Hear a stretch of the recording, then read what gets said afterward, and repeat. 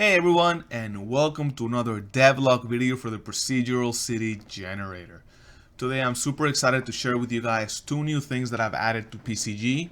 One is proper cul-de-sac support for minor and side roads, and the other one, fairly simple but a lot of fun, is apex destruction for single meshes.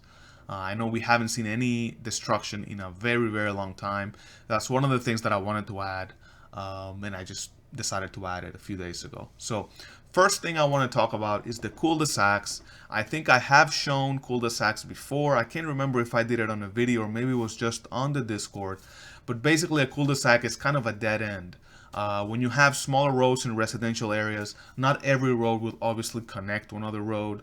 So all I had before this video that I'm showing you was basically a chance for the road to, instead of connecting from one road to the other, if it was supposed to have a cul-de-sac, to basically do not generating that last segment. So the road would look normal, but then it would just simply stop instead of connecting to a road. And that's not really realistic, right? A cul-de-sac doesn't look like that. And if I show you guys, I'm gonna kind of drag this here. This is what a regular cul-de-sac in a residential area, at least here in the US, looks like. So the road would not end abruptly here, but it would have this rounded section of asphalt, and then houses would be built. I was about to say spawned, but built around that circle area. Same thing with this, right? This is what a cul-de-sac should look like, and that's basically what I've worked on. I created a placeholder mesh. So this is not a final mesh what you guys are going to see here. A placeholder mesh so I could add the proper code to make sure that the dimensions were right, and also notice that the spawning for buildings would have to be different. So I had to create a different function just to handle the cul-de-sacs themselves, because obviously the regular one just uses splines and does the road thing. So really quickly, let me just show you some of the options. So if I go to the advanced settings here, you'll see these two options for cul-de-sacs.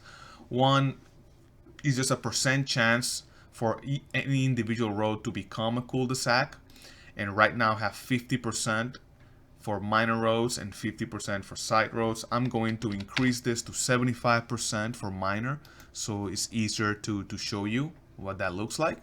If I go back to general settings and I'm going to reset the batch and I generate the minor roads, you'll see that some roads are purple.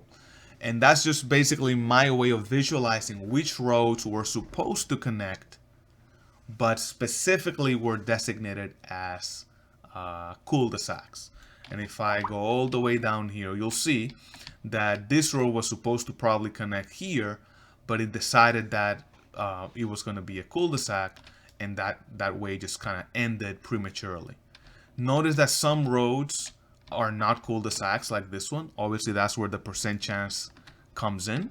And also notice that there are some roads that are sticking out of the city and hitting the city limits, and those are not considered at all. And that's where this option here comes in. Spawn cul-de-sacs at city edges. And I made it an option here because it depends on how you want your city to look. If you want very strict edges on your limits, you probably don't want cul-de-sacs there. But if you want it a little bit more freeform, we go back here. Let's gonna go ahead and remove the minor roads. And if we generate them again, you'll see that now some of the roads that are hitting the edges are also marked purple. And then once you're happy, all you would have to do is click this new button called Spawn Cul-de-sacs, and notice that we have brand new meshes that actually look like that picture that I showed you guys here. So I created two meshes, one for the minor roads, which are 2 lanes, and one for the side roads, which are 1 lane. So we have 2 different sizes here. And now when I'm spawning the buildings, I have a special function that would spawn houses or buildings around this cul-de-sac, making it look way more nice, way more realistic. So if I go ahead and remove the minor roads, all of that is removed as well. And if I wanted to generate the full thing, Let's just go ahead and again generate the minor roads here and generate the side roads. There you go. And you can see that now we have a bigger assortment. Another cool thing that I did is that you can manually select the road to be a cul-de-sac. So let's say that you're working on your city and you find this road and you say, you know what, I really want a cul-de-sac here.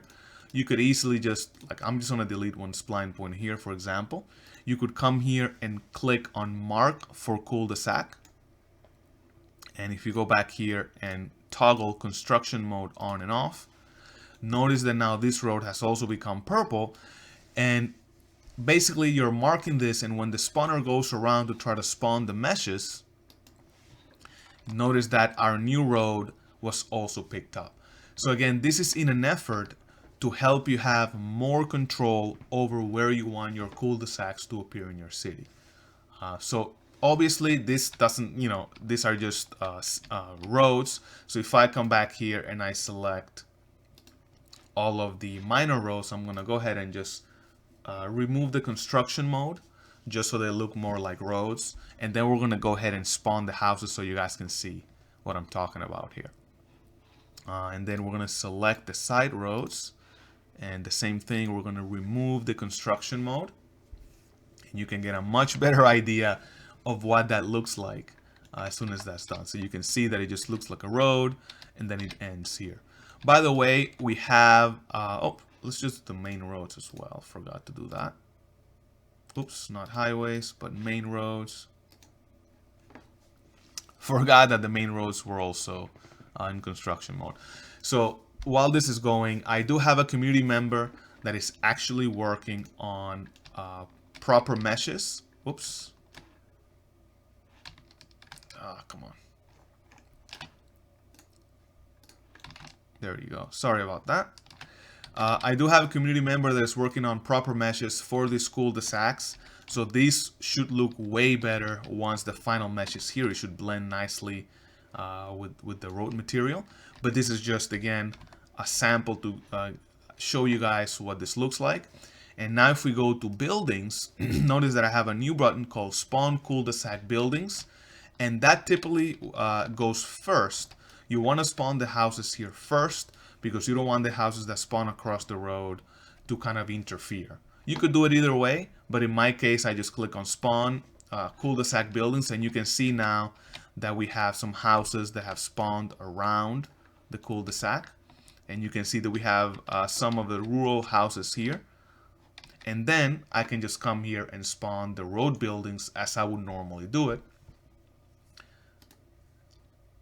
And you can see that now we're populating houses all around. So you have houses around the regular road, and then when you come to the cul-de-sac, then you would have houses around here. By the way, this is a fairly small city, and I did that on purpose to make sure that the generation is fast. I saw a comment on YouTube asking, that I should make bigger cities. You can make massive cities, by the way. I don't do it on the video because it would just take longer, and you guys would have to wait for the whole thing to generate. So that's kind of the reason why I do that.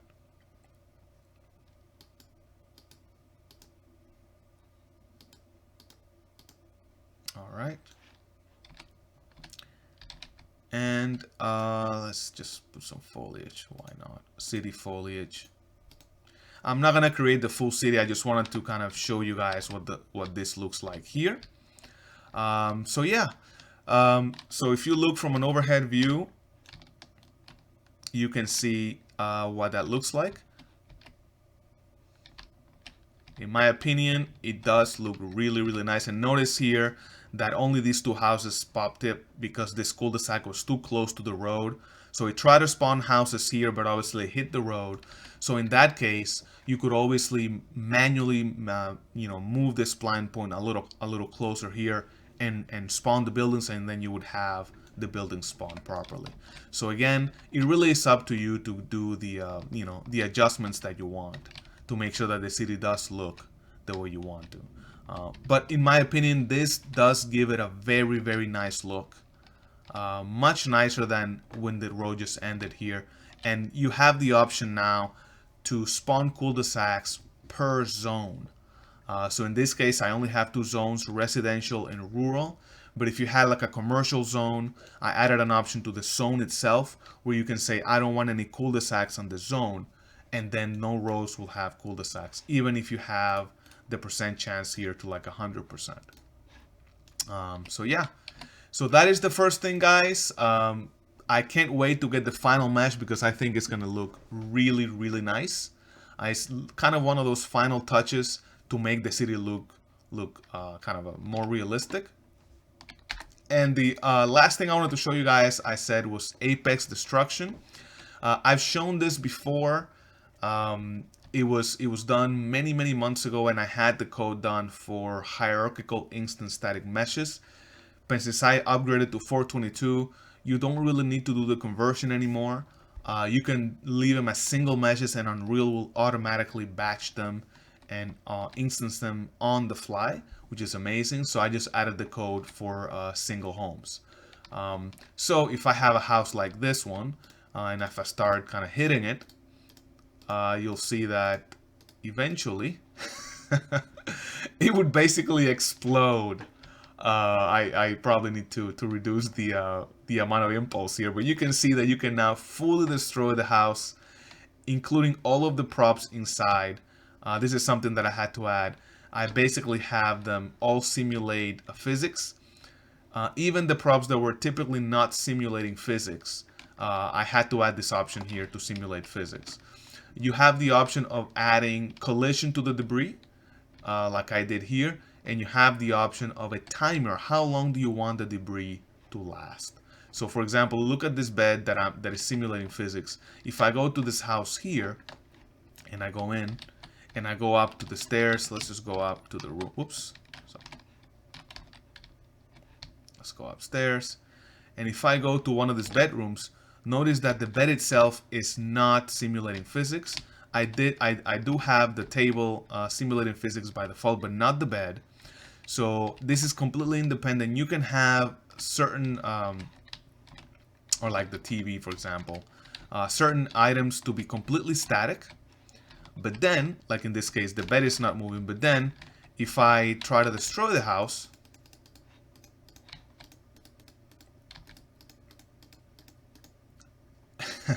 you'll see that the bed right there simulated physics. So that's one of the things that I had to figure out how to do. If you have a big building, you know, 2, 3, 5, 10 stories high, when I first destroyed the building, you would see all of the static meshes just kind of hovering in the air, which is obviously something that you don't want. You can see here. So obviously this doesn't look that good. This is just Apex Destruction.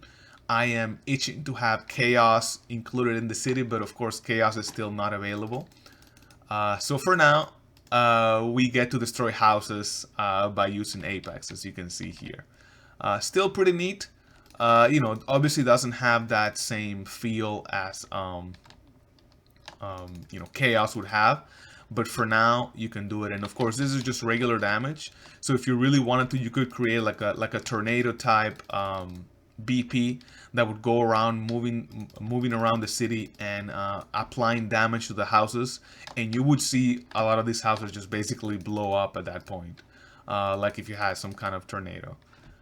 So yeah, you can see that we are doing a lot of destruction here as we're going around the city, and it's very easy to add destructible meshes to the houses. So I won't show it live here, not to make the video too long, but basically it's very simple. You know, so if you're using Apex Destruction and you wanted to make your city fully destructible, adding a single building literally takes you less than 5 minutes, and you can see that that it, you know, looks fairly well, looks fairly good. So yeah, that's what we have, guys. Those are the two things that I wanted to show you guys. Culdesacs, which again look really nice. Look at that, much nicer than the other option. And now you have Apex Destruction, so you can feel free to destroy your city as you're going around based on your game. Yeah, that is pretty much it, guys. I should have more news fairly soon. I am working on cleaning up a lot of the code. I feel like I'm getting fairly close to submission to Epic Games, which is really, really good news. I did have to cut some things that I wanted for 1.0, like landscape support and bodies of water support. I'm going to cut that out of the initial release so I can release that a little bit earlier. And then the first update, the 1.1, I'll go back there and rework that code. And I think with 4.26 coming hopefully very soon and the new water system, I want to make sure that I support that water system. So my goal is to have roads, if you detect water as they're generating, to automatically like generate a bridge, use a bridge mesh instead of the regular road. I do have a simple system like that in the procedural park. So if you have that asset, you'll see how that works. I plan to use that system, but make it a lot nicer because again, we're trying to go a step beyond here. So we'll see how that looks like at the end of the day.